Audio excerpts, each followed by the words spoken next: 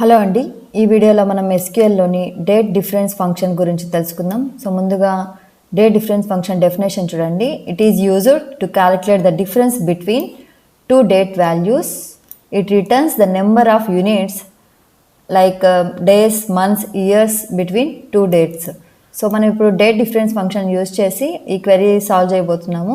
Calculate the average delivery time in days for orders in each region. So ఈ topic గురించి మీకు explain చేయడం కోసం నేను ఇక్కడ ఆర్డర్స్ అనే టేబుల్ని క్రియేట్ చేసి కొన్ని రోస్ని ఇన్సర్ట్ చేశాను. ఒకవేళ మీరు ప్రాక్టీస్ చేయాలనుకుంటే ఈ టేబుల్ క్రియేషన్ డేటాని నేను డిస్క్రిప్షన్లో ప్రొవైడ్ చేస్తాను, యూజ్ చేసుకొని ప్రాక్టీస్ చేయండి. సో ముందుగా ఆర్డర్స్ అనే టేబుల్లో ఏమున్నాయో చూద్దాం. ఈ టేబుల్లో order ID, customer name, order date, delivery date and reason అనే కాలమ్స్ ఉన్నాయి. సో ఇప్పుడు మనం డేట్ డిఫరెన్స్ అనే ఫంక్షన్ యూజ్ చేసి ఆర్డర్ డేట్కి డెలివరీ డేట్కి ఉన్న డిఫరెన్స్ చూడాలి. ఫర్ ఎగ్జాంపుల్ ఇక్కడ ఆర్డర్ డేట్ 1 December 2023 ఉంది, కానీ డెలివరీ డేట్ 5 December 2023 ఉంది. సో ఈ రెండింటి మధ్య డిఫరెన్స్ వచ్చేసి 4 days అనమాట. సో ఈచ్ రీజన్కి మనం ఇప్పుడు ఆర్డర్ డేట్ అండ్ డెలివరీ డేట్కి డిఫరెన్స్ చూస్తాం డేట్ డిఫరెన్స్ అనే ఫంక్షన్ యూజ్ చేసి. అండ్ గ్రూప్ బై క్లాస్లో ఈ రీజియన్ని యూజ్ చేసి మనం యావరేజ్ డేట్ డిఫరెన్స్ని క్యాలిక్యులేట్ చేద్దాం. ఓకే, సో క్వరీ రాద్దాం. సెలెక్ట్.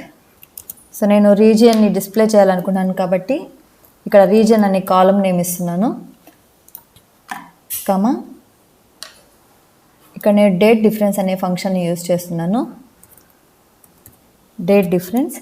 సో ఈ ఫంక్షన్ లోపల నేను ఈ order date and delivery date అనే కాలమ్స్ ఇస్తున్నాను. సో అప్పుడు మనకి ఆ రెండింటి మధ్య డిఫరెన్స్ తెలుస్తుంది. ఫస్ట్ నేను డెలివరీ డేట్ ఇస్తాను, డెలివరీ డేట్, ఎందుకంటే ఆర్డర్ డేట్ కంటే డెలివరీ డేట్ అనేది bigger. So delivery date comma order date from table name వచ్చేసి ఆర్డర్స్. ఒకసారి ఈ క్వెరీ రన్ చేసి చూద్దాం.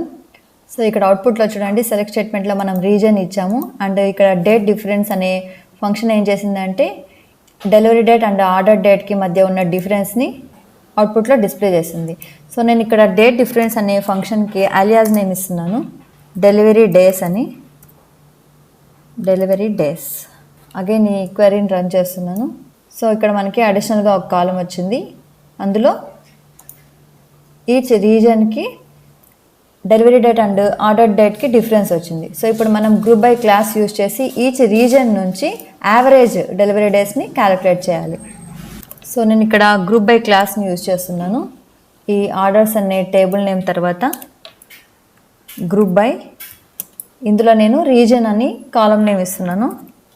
సో ఈ గ్రూప్ బై క్లాస్ ఏం చేస్తుంది అంటే మనం ఇక్కడ రీజన్ అనే కాలంని స్పెసిఫై చేసాం కనుక ఈ రీజన్ అనే కాలంలో కామన్గా ఉన్న వాల్యూస్ని అంతా గ్రూప్ చేస్తుంది. అండ్ మనం యావరేజ్ ఫంక్షన్ ఏదైనా అగ్రిగేట్ ఫంక్షన్ యూజ్ చేయాలి. సో ఇక్కడ మనం యావరేజ్ ఫంక్షన్ యూజ్ చేస్తే అప్పుడు ఈ డెలివరీ డేస్కి యావరేజ్ ఫంక్షన్ ఇస్తుంది అనమాట. ఫర్ ఎగ్జాంపుల్ ఇక్కడ ఈస్ట్ రీజియన్లో 5 + 4 + 4 + 5 divided by total number of rows ఎన్ని ఉన్నాయి, 4 ఉన్నాయి. సో డివైడెడ్ బై 4 ఇస్తే 4.5 days వచ్చింది. అంటే ఈస్ట్ రీజియన్లో యావరేజ్ డెలివరీ డేస్ వచ్చేసి 4.5 days అనమాట. ఇక్కడ డేట్ డిఫరెన్స్ అనే ఫంక్షన్ని నేను యావరేజ్ అనే ఫంక్షన్లో పెడుతున్నాను, యావరేజ్ ఆఫ్. సో ఇప్పుడు నేను ఈ క్వెరీ రన్ చేస్తున్నాను. సో ఇక్కడ అవుట్పుట్లో చూడండి, ఈచ్ రీజన్ నుంచి మనకి యావరేజ్ డెలివరీ డేస్ వచ్చాయి. సో ఇక్కడ నేను ఈ కాలంని యావరేజ్ డెలివరీ డేస్ అని ఇస్తాను. ఈ వీడియో కానీ మీకు నచ్చినట్లయితే తప్పకుండా లైక్ చేయండి, ఛానల్ని సబ్స్క్రైబ్ చేయండి. Thanks for watching.